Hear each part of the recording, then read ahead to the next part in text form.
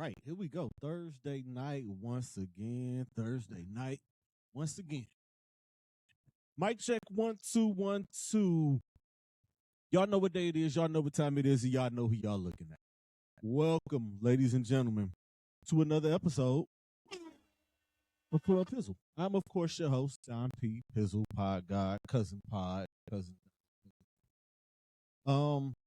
Thank you guys for your continued support of this network. Thank you for your continued support of this podcast.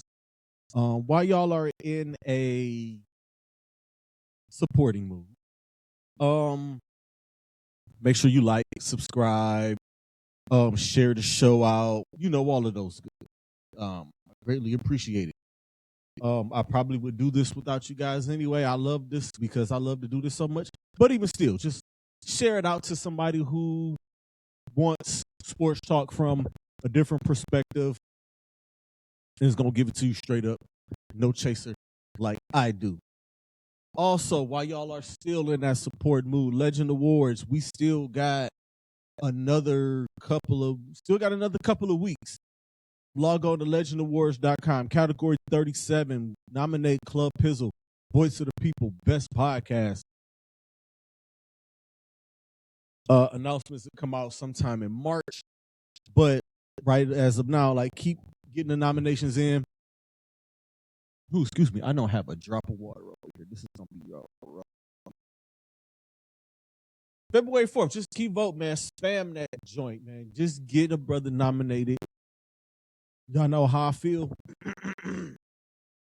about those trophies. So, yeah, get your brother in one.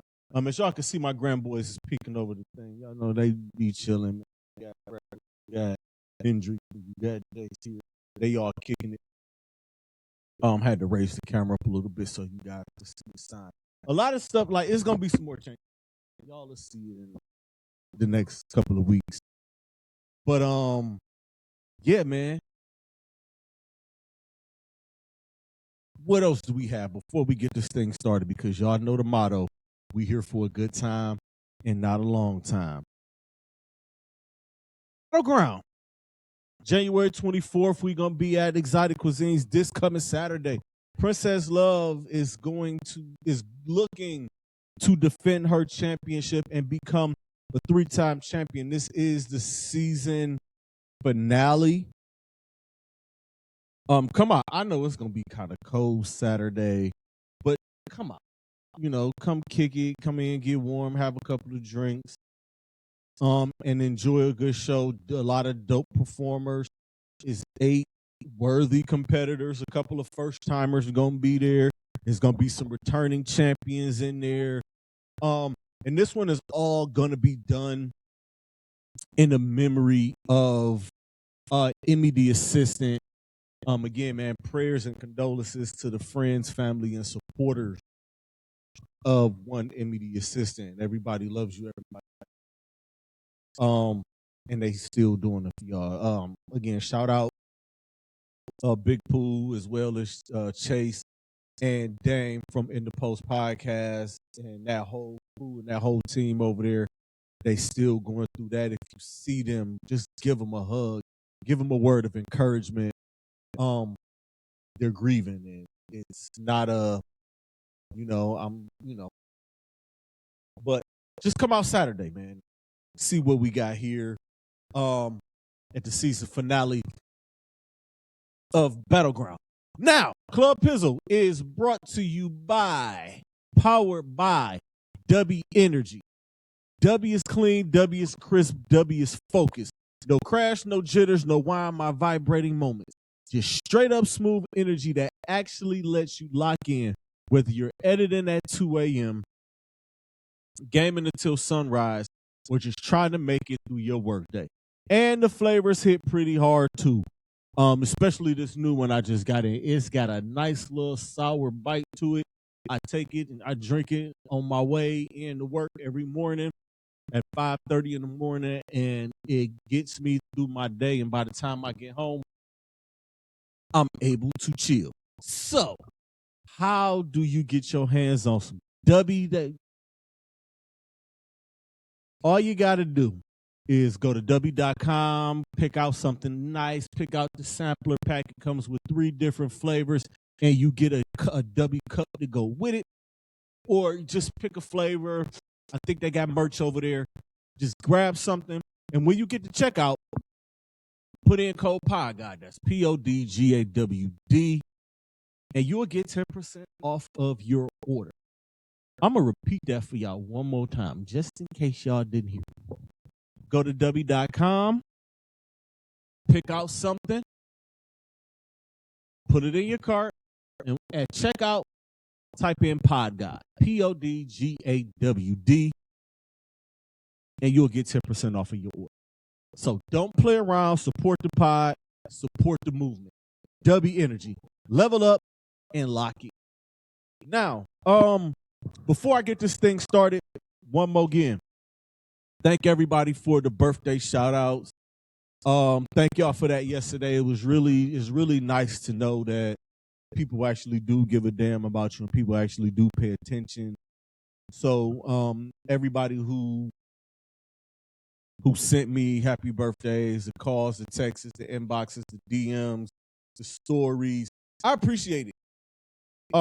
Birthday was pretty quiet. I stepped out and had a couple of drinks. I had me some wings. I did whiskey and wings on Wednesday. Y'all know the vibes. Y'all know what it is. Also, whiskey and wings is coming soon. And I watched the Cavs game and I came home. But I will say I'm never drinking any other Uncle Nearest besides the Nearest Green because, yeah, I forgot that fact. But again, thank y'all for y'all birthday shout outs, man. I appreciate each and every last one. I know I didn't get back to everybody individually. It was just too many, and I wasn't going to do that. So I just giving y'all this big thank you. I posted that message on my social, and I'm letting y'all know right now. Thank you. I greatly appreciate it. Now, before we get started, hang on, I want to do something real quick. Give me a second.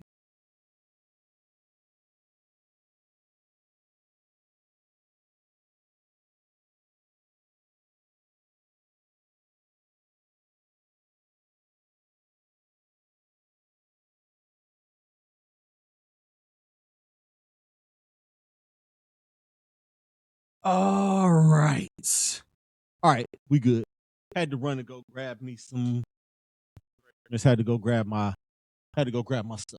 Y'all know the motto. We here for a good time, not a long time. But I got a lot to cover. I got a couple of pages here. But the Cleveland Browns head coaching search continues. And I got a little bit to say. But first, I just want to get through this list. Jim Schwartz has had a second interview. Todd Monken has had a second interview. They've yet to meet with Grant Udinski in person as Jaguars offensive coordinator. They also have Nate Shieldhouse, the LA Rams passing game coordinator. He's up for an interview. That interview won't get done Monday at the earliest because the LA Rams are still in the AFC Championship game. That's all the information I have so far as the coaches that have been interviewed. Now, Mike McDaniel was supposed to interview yesterday, but he withdrew his name, and within a couple of hours, he took the job as the offensive coordinator for the Los Angeles Chargers. I'm not upset at him with that, or I'm not upset with him about that because that's a heck of a job, and honestly, I am dying. Absolutely dying to see him and Jim Harbaugh together. There needs to be a camera crew following those two at all times.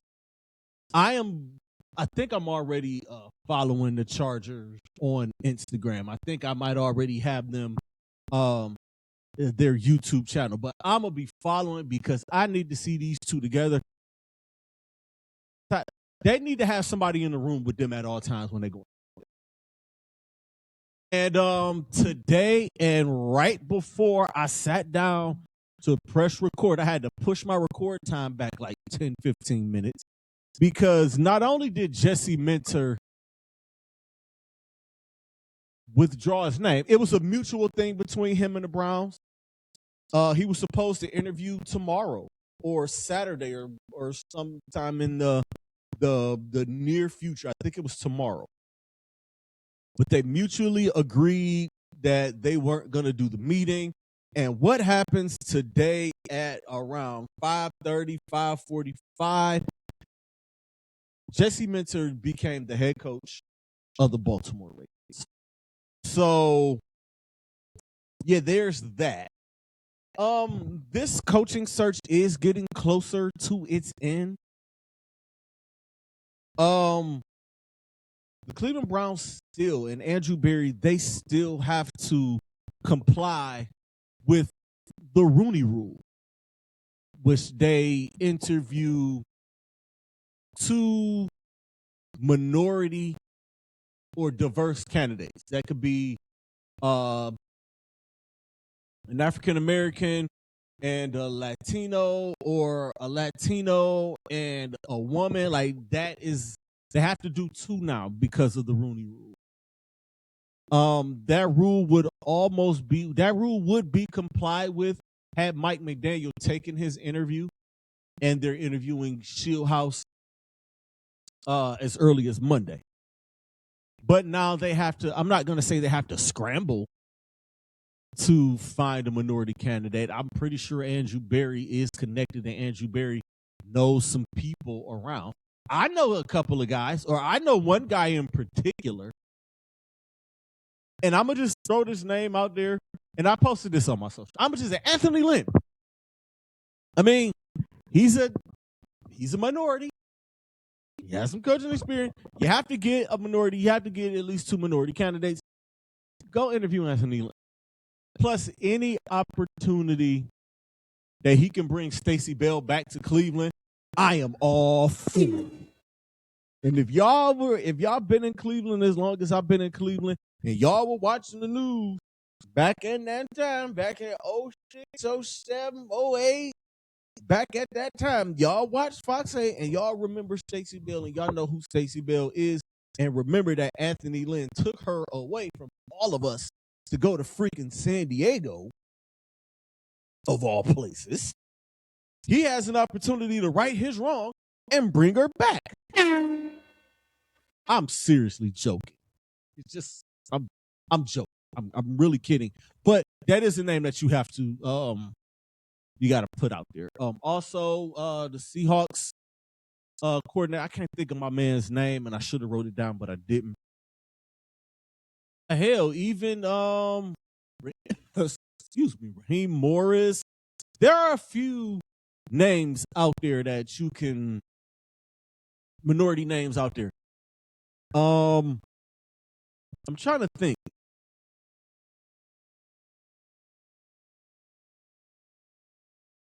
I'm where I'm need to be at.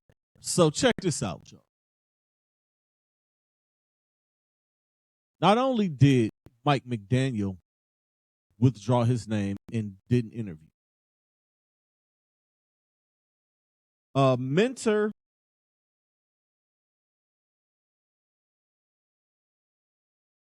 Jesse Minter turned down his second interview. And then the Browns reached out to Rams defensive coordinator Chris Shula, and he told the Browns no. Those are only the names that we know that said, nah, I'm cool.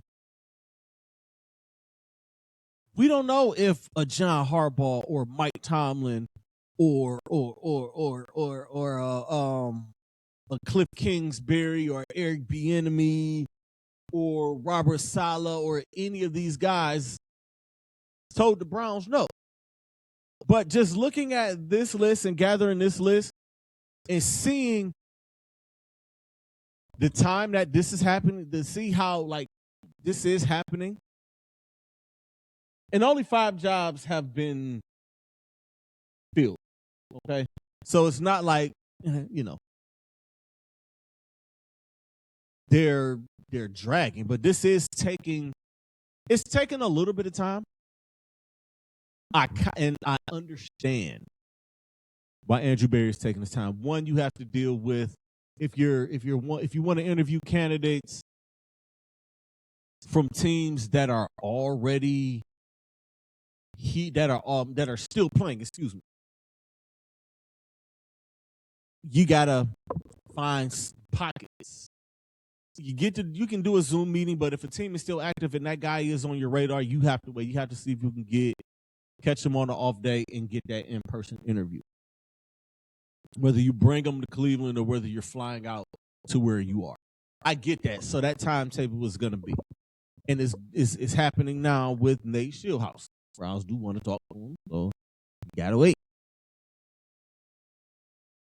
And then this Rooney Rule, and you got to see what guys pulling out and withdrawing their names.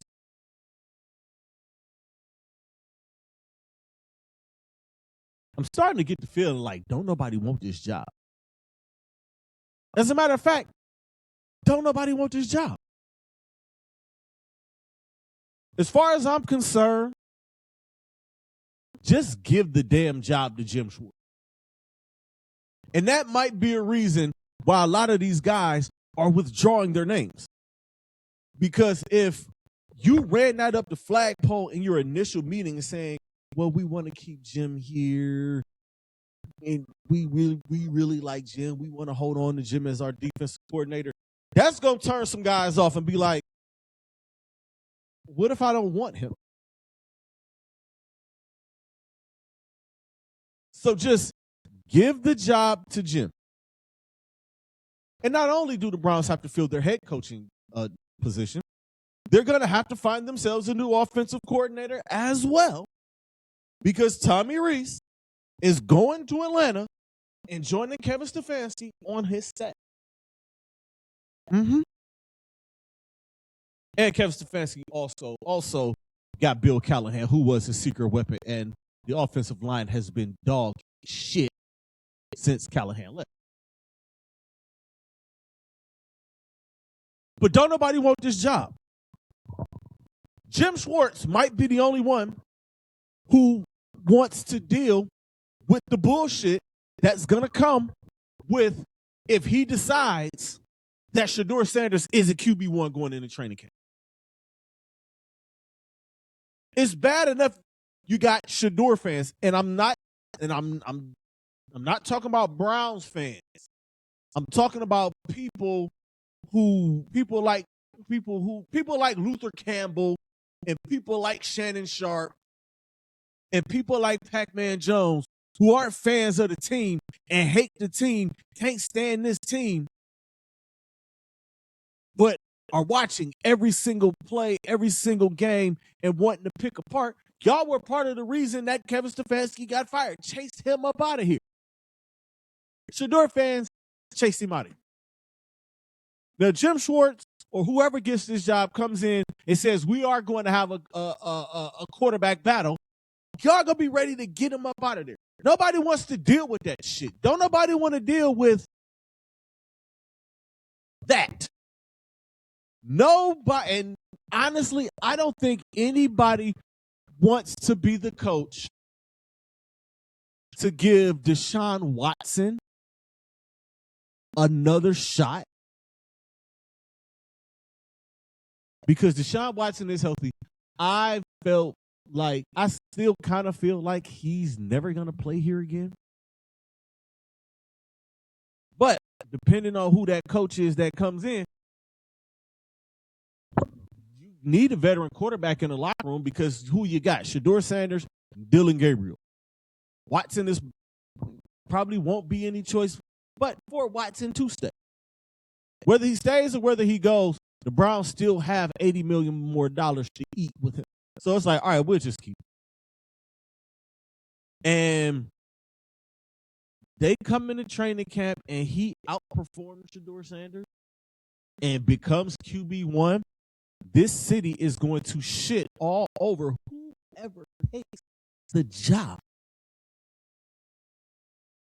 Remember, I'm crazy until I'm not crazy.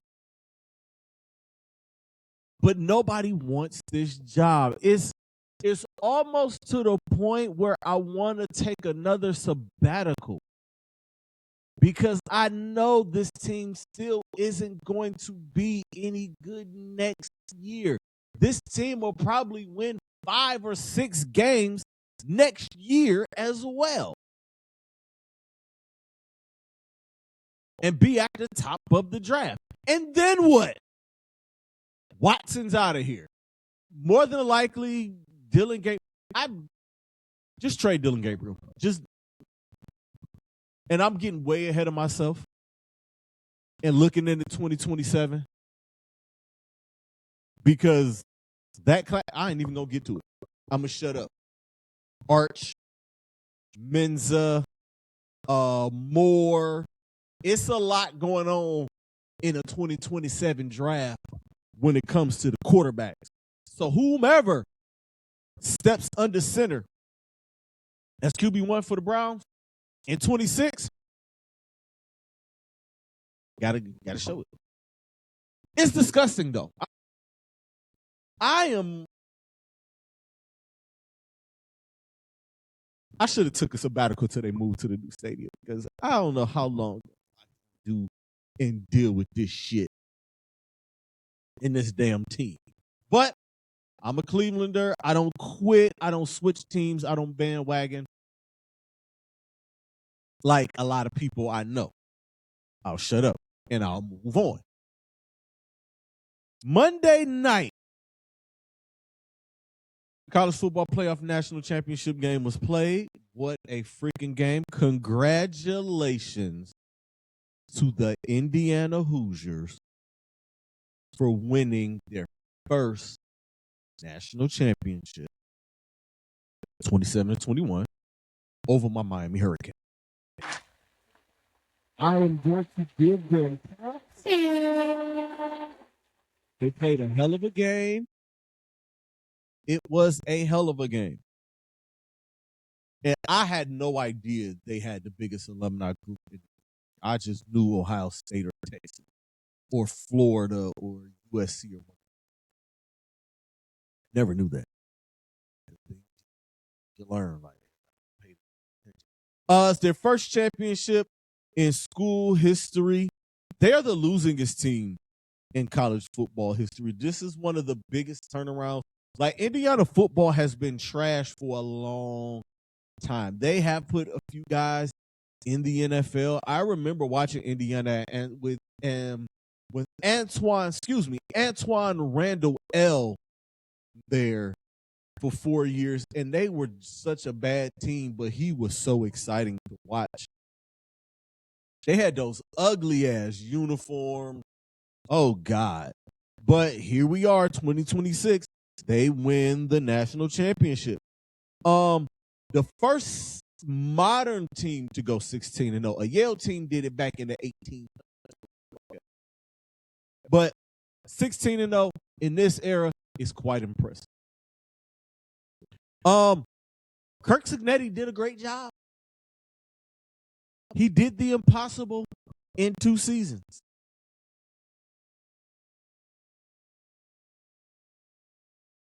After getting their asses kicked last year versus Ohio State in the second half, after getting their asses kicked in the college football playoff against Notre Dame, people were calling them fraud. All Kirk Cignetti did was come back and prove everybody wrong. All they did, they beat Oregon twice. They beat Ohio State in the Big Ten championship game, beat the dog piss out of Alabama. They won a thriller at Penn State, and they beat Miami in the championship game in their own house. Impressive, man. I can't do anything but give it up to them. I can't hate them. I'm not mad at them. I don't hate on them. This will not be a repeat of Miami fans and Ohio State fans. It won't be 20 years of F this school. It won't be, oh, y'all just mad we beat y'all. It's not going to be none of that. I respect this Indiana Hoosier team, especially being a Miami Hurricanes fan and us not being a blue blood team and not being like the traditional power and not being one of the big fish, I am so happy. And I respect, again, it's a lot of respect. Fernando Mendoza, great season. Statistically, it was just, but this dude submitted himself. He submitted his Heisman season. That dude made big play after big play after big play after big play. He back-shouldered them corners to death. The fourth down QB draw, running over a linebacker, breaking some tackles, and diving into the end zone. I said, shit, they got it. I thought that was the game right there. They earned this championship. They did. However, let me say this. I'll get to it. Let me talk about my Miami Hurricanes. They fought hard. I'm not even mad. I had a stomach ache after the game Monday, but I woke up and I was like, all right, they got us. They earned it. They beat us. And I look back at their season. I look back at my Hurricane season. They weren't supposed to be there. Last team to make the field, or the last team revealed in the college football playoff field. Everybody said, oh, they're not going to go to Kyle Field and win the game. They're not going to beat Texas A&M at Kyle Field. It's going to be too much for them. That crowd's going to be too much for them. Beat them. Oh, get to the Cotton Bowl. They're not going to beat Ohio State. Ohio State's the best team in the country. Ohio State is going to beat them by 40. Beat Ohio State. Win the Cotton Bowl. Well, it has to stop at Ole Miss. They're hot. They're playing for something. They're trying to prove to Lane Kiffin that he made the wrong decision. Trinidad Chambliss is going to pick them apart. Miami's run is going to end here at the Fiesta Bowl. Going into the championship game. Oh, they are going to lose by 3 touchdowns. I saw a lot of people saying that Indiana was going to blow Miami out. They took the number 1 team in the country, the undefeated Indiana Hoosiers, down to the last 50 seconds of the game and lost by 1 possession. So I applaud the Miami Hurricanes. Great job again. And ladies and gentlemen, boys and girls, children of all ages, Miami Hurricanes. Thought Seton was going to commit to Miami. He chose Oregon. I saw that earlier today. Got a little dejected by that. Darian Mensah is locked in some lawsuit thing between Duke and Miami. Hey, Manny Diaz, screw you. Mensah's coming to Miami. Ladies and gentlemen, the U is indeed back. Now, last 3 national championships have gone to the Big Ten. Michigan in 24, Ohio State last year, and now Indiana. I love the fact that I'm not even going to say Big Ten fans. I'm just going to say Ohio State fans are now acknowledging the Michigan championship. They're saying, oh, it's 3 in a row. It's 3 in a row. It's like, wasn't y'all saying there's some asterisks on there? Didn't y'all accuse them of cheating? Didn't y'all do all of that stuff? I'm laughing at that. I'm also laughing at the fact that now all of you Northerners and Big Ten fans or Big Ten school fans are now trying to come together and scream Big Ten, Big Ten, Big Ten after you laughed and ridiculed at the SEC for doing that for 20 plus years and dominating and winning championships. But right now, it's the Big Ten's time. And give them nothing but props for that. Oregon can and will compete for championships. USC is a damn good team. Indiana will be back. Ohio State will be back. Michigan with Kyle Whittingham, they are going to be back. Matt Campbell is going to build Penn State up to be one of those schools. I'm trying to think of who else is up there. But the Big Ten is looking great, especially with the expansion and bringing in Oregon and USC and UCLA. It's nice. But don't think the SEC is going to go anywhere. They're not. Another thing I can look at these last 3 national championship teams and say they were very veteran squad.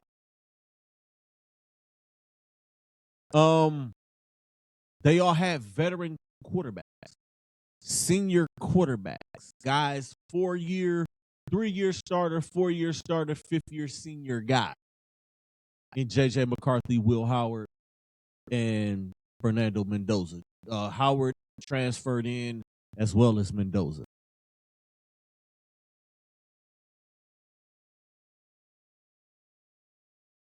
NIL also helped, and the transfer portal helped. It's shifting the balance in power, which is why you have these super conferences now, which is why the Big Ten has, 14 teams or 16 teams, and why the SEC has 16 teams, 18 teams, or whatever it is. But this is the last year. This is the last of the COVID guys. And that's what that's what these Big Ten teams were full of. They were full of guys who were 5th-year seniors, 6-year seniors that used their COVID year, which I don't have an issue with. You get that extra year, and that's fine. But it's over. There's not going to be any more 24-year-olds playing against 18 and 19-year-olds. And again, I'm going to congratulate Indiana, but that team was full of 6-year seniors, and that's the way you build the thing up. And that's what made Kurt Cignetti such a genius and such a great coach. That he went and got a bunch of guys. He went and got grown men. And he did his job. There's nothing illegal about it. Everything he did was within the parameters and within the rules that college football have or don't have. I just want to throw that out there. A bunch of 6-year seniors on those teams. There's a lot of veterans on those teams. I'll say that. And that's fine, and that's cool, and I'm with it. Now, moving on. What's next for the college football playoff? There has been talk of expansion, and as of me recording, I did one final check. I didn't see anything. They didn't come to an agreement. They were trying to expand it to 16 in 26. The deadline is tomorrow, or there's some sort of deadline tomorrow for them to attempt to do that, but they haven't got there quite yet. The Big Ten and the SEC hold the cards. Those are the big conferences. Those are the dominant conferences. The Big 12 and the ACC, like, man, just let us, just as long as our conference champion. There's overwhelming support for the 16-team playoff in 26, but the Big Ten won't agree unless the SEC agrees to a 2014 format in 3 years. I don't think that's going to fly. Put it at 16, leave it at 16. It's possible, but it's not inevitable just yet.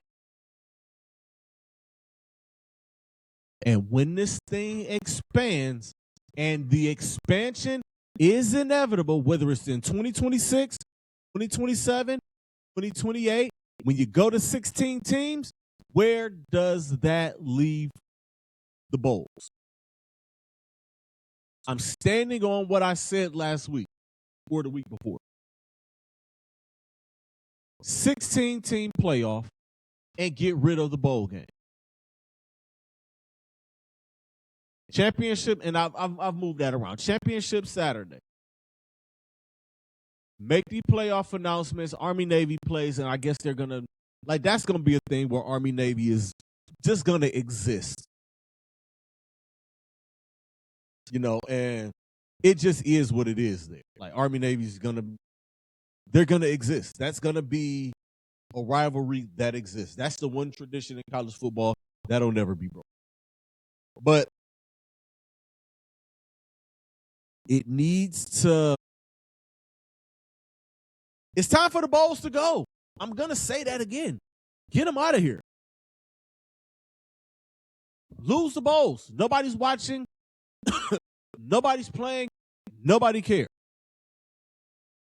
But the saga continues, ladies and gentlemen. I got a list here of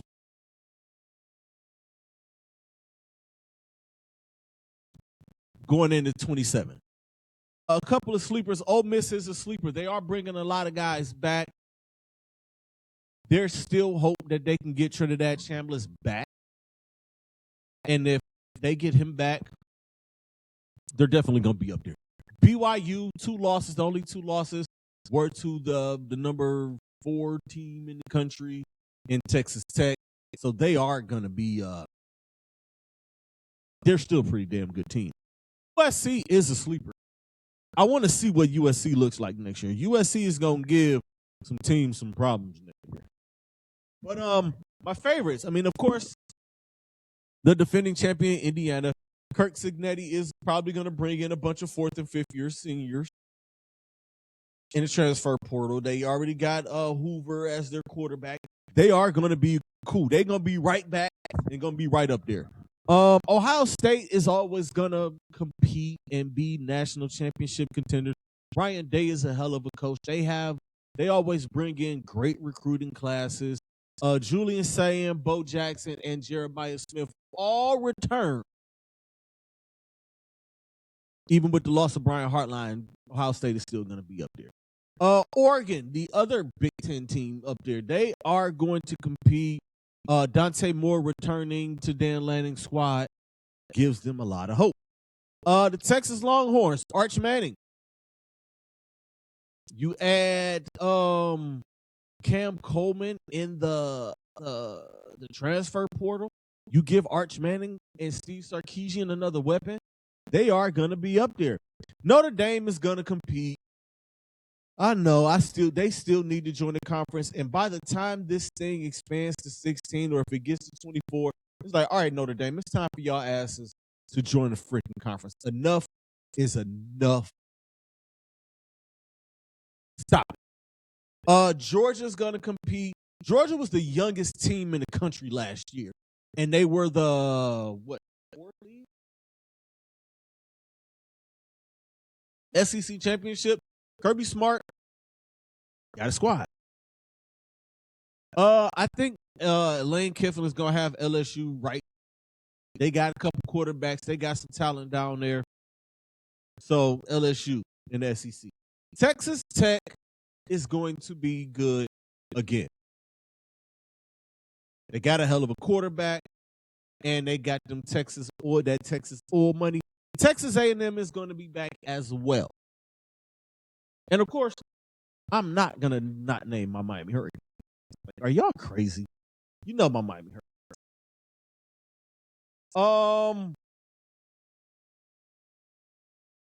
Where are we?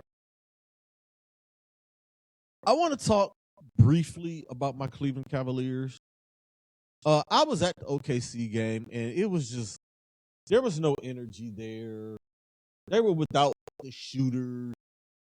This team is a different team without Darius Garland, whether y'all know it or want to admit it or not. People want him traded, and I still can't pinpoint when the city and the fan base turned on Darius Garland. I'm confused. I am. I'm really confused. That team is different when he's out there. That team, the Cleveland Cavaliers are a different team when Sam Merrill is out there. That team, the Cleveland Cavaliers are a different team with Max Strus is out there. They look bad. They looked bad last night against the Charlotte Hornets, for crying out loud. They scored, it was an ugly game, and they scored 94, whatever they scored last night. It was not a pretty win, but all wins don't have to be pretty. They all don't have to. Everybody talk, oh, they don't play defense. That was a defensive game last night. The defense did it for them last night. But we're going to see, because we are getting closer to that time. All-Star break is approaching slowly. We're a few weeks out from the All-Star break. We're a few weeks out from when the teams start to ramp it up and gear up for the playoffs. The Cleveland Cavaliers currently sit at 5th in the Eastern Conference. They're a game and a half behind for the 3 seed. If they go on a 7, 8, 9 game winning streak run, they're back at the top. We peaked early last year, and I think they're still not out of it.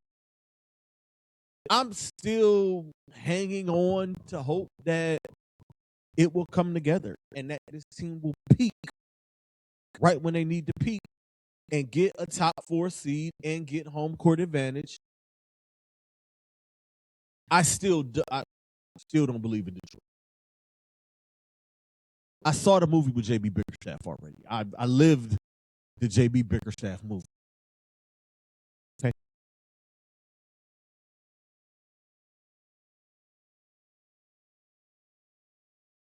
I'm worried, but I'm not off the wagon. I mean, I'm a season ticket holder, for crying out loud. Of course, I'm a roll with them. I'm not happy. I definitely wasn't happy at the Oklahoma City game. I wasn't. It was bad, man. It was so bad. But we'll see. They got Sacramento tomorrow. They got Orlando Monday, which I'll be at that game. Hopefully I'll be out. I'll get to walk out on the court. I'm gonna try to find my name inside the let them know thing. I just want to get my name. I want to get a picture of that ticket holder. But we are going to see. The NBA All-Star starters were announced. Oh, yeah, we good. In the Eastern Conference, Cade Cunningham, Tyrese Maxey, Giannis Antetokounmpo, Jalen Brunson, and Jaylen Brown. In the Western Conference, Shai Gilgeous-Alexander, Nikola Jokic, Luka Doncic, Steph Curry, and Victor Wembanyama. I don't even know why they still do Eastern and Western Conference,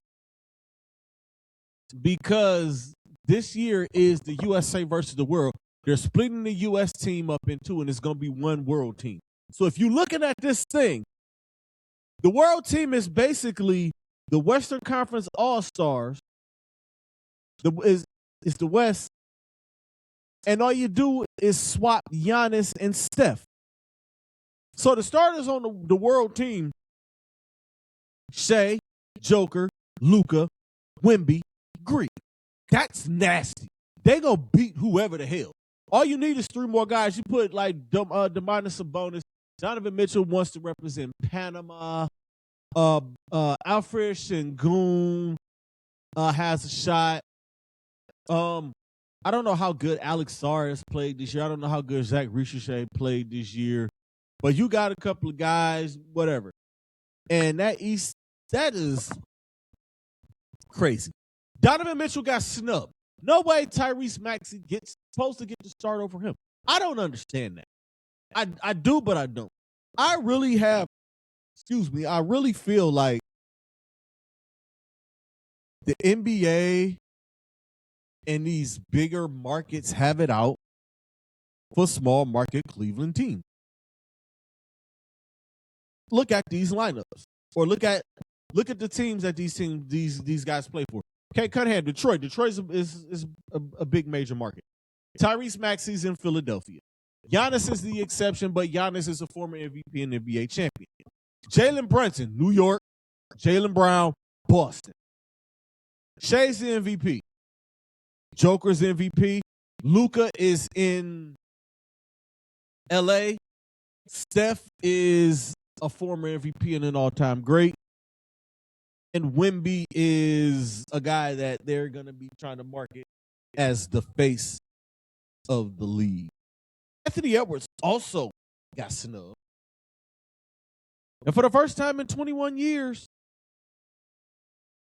LeBron James is not an all-star starter. I am of the belief that LeBron James is still going to get an all-star nod. Now, whether he plays or not, or whether he shows up or not, we'll see. They made such a big fuss about it last year, and it's like, shut up, y'all. Like, ugh, it gets annoying. Every week, LeBron James gives us a sign that he ready to go. Bron is ready to retire. And let me, I'll address the Genie Bus. I'll address that whole thing on some separate. Hey, Bron. It's okay, big dog. You can retire. It's okay. Your job is done. The game is better. It's better now. It's better than what you found it. It's better than it was when you came in. These guys are super athletic. These guys are super skilled. You can retire, big dog. It's okay. You the GOAT. You the man. You're him. You can retire. It's okay. We know you love the game. You can let it go now, bro. It's okay. You can retire. Let's get to Pizzle's picks. I was going to do Saturday night's main event, but I'm not going to do it. I'll do Royal Rumble picks when the Royal Rumble pops up. That'll be next week because Royal Rumble is on, I believe it's Sunday. 2 games. AFC Championship. 3 o'clock. The New England Patriots at the Denver Broncos. Oh man, this feels like the early 2000s or the 2010s. I feel so bad for the Denver Broncos. That thriller of a game they played last week. For Bo Nix to go out and get injured, trying to place the ball where your kicker needs it, and he breaks the ankle.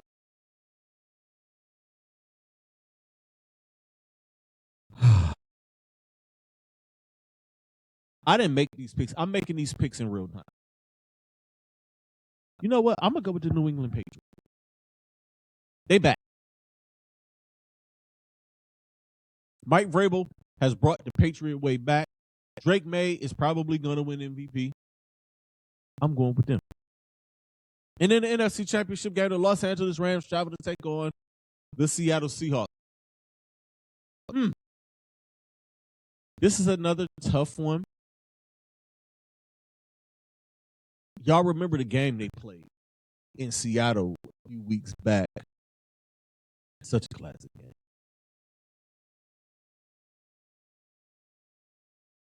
You know what? I believe in Sean McVeigh. I am such a Sean McVeigh guy.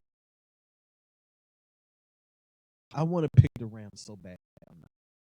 I'm going to go with the Seahawks. My Super Bowl is the Patriots versus the Seahawks. That's my Super Bowl. I want to pick the Rams. I'm going to be rooting for the Rams. I believe in Sean McVeigh. I am rooting for Sean McVeigh so bad.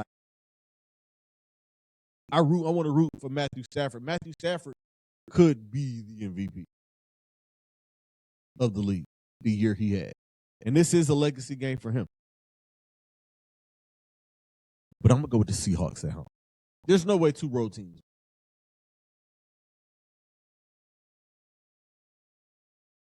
So, Super Bowl 60 in Santa Clara is going to be the New England Patriots and the Seattle Seahawks. That is a rematch, not a rematch, of the Super Bowl we had with where Mark Kahn got the ball. Check it out. And with that said, y'all, I'm going to get out of here. Thank you again for tuning in. I appreciate it. Thank again for the birthday shout outs. I appreciate all of that. Make sure y'all tune in next week. We'll be back. Hopefully the Cleveland Browns will be found their head coach. Or I'll be getting on this bitch saying, hey, yo, y'all, I got an interview with the Browns next.